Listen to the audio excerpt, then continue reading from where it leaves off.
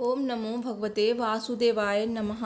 नमस्कार दोस्तों, आप सभी का आपके अपने चैनल आसान राह में हार्दिक स्वागत है। मैं हूं अपर्णा।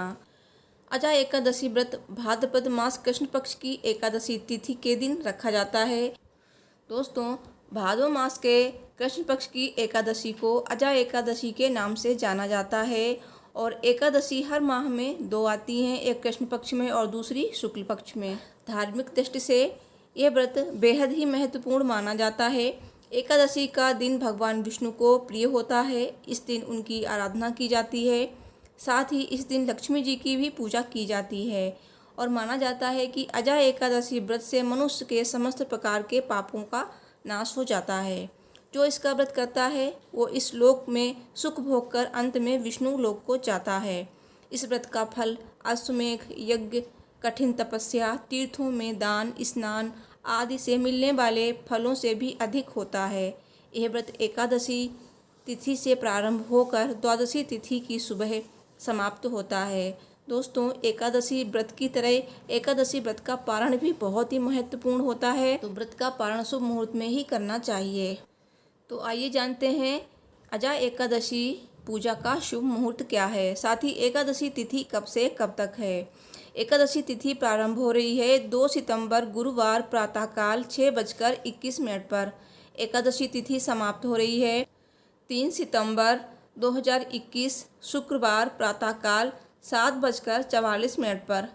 व्रत पारण का समय। अजा एकादशी व्रत का पारण 4 सितंबर 2021 शनिवार को सुबह 5:30 से सुबह 8:23 तक होगा। दोस्तों, उदया तिथि 3 सितंबर को होने के कारण अजा एकादशी का व्रत 3 सितंबर शुक्रवार को ही रखा जाएगा। अजा एकादशी के दिन गरुड़ की सवारी करते हुए भगवान विष्णु और माता लक्ष्मी की पूजा करने से आर्थिक और शारीरिक कष्ट भी दूर हो जाते हैं। अजा एकादशी व्रत रखने वाले व्यक्ति को इस दिन छल कपट, बुराई और झूठ बोलने से दूर रहना चाहिए और विष्णु सहस्त्र नाम का पाठ करना चाहिए। एकादशी पर जो व्यक्ति भगवान विष्णु का सहस्त्र नाम का पाठ करता है उस पर भगवान विष्णु की विशेष कृपा होती है। इस दिन चावल का सेवन नहीं करना चाहिए। आइए अब जानते हैं अजा एकादशी की व्रत कथा। बोलिए भगवान विष्णु की जय। दोस्तों, कथा सुनने से पहले कमेंट में भगवान विष्णु की जय अवश्य लिख दीजिए। भगवान विष्णु आपकी सभी मनोकामनाएं पूर्ण करेंगे। कथा इस प्रकार है। राजा हरिश्चंद्र को तो सब जानते हैं। सतयुग में जब देवताओं ने राजा हरिश्चंद्र की परीक्षा ली तो उन्होंने सपने में अपने वचन के खातिर संपूर्ण राज्य ऋषि विश्वामित्र को दान में दे दिया। अगली सुबह जब विश्वामित्र राजा से 500 स्वर्ण मुद्राएं दान में मांगी तब राजा ने कहा कि आप जितना चाहें ले सकते हैं।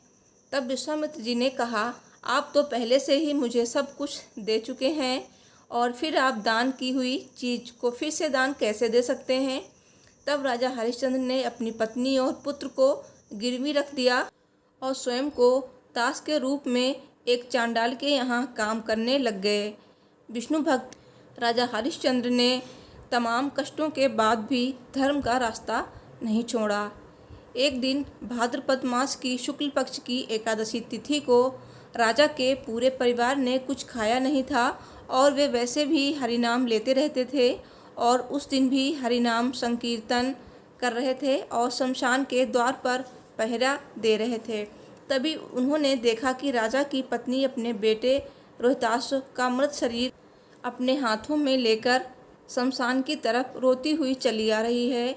इस पर राजा ने अपने पुत्र का दाह संस्कार करने के लिए पत्नी से पैसे मांगे, क्योंकि राजा चांडाल के सेवक थे और उन्होंने अपने मालिक से आज्ञा प्राप्त थी कि जो भी अंतिम संस्कार कराने आएगा उससे कुछ न कुछ शुल्क अवश्य लिया जाएगा। लेकिन रानी के पास देने को कुछ नहीं था तो उन्होंने साड़ी का टुकड़ा फाड़कर दे दिया।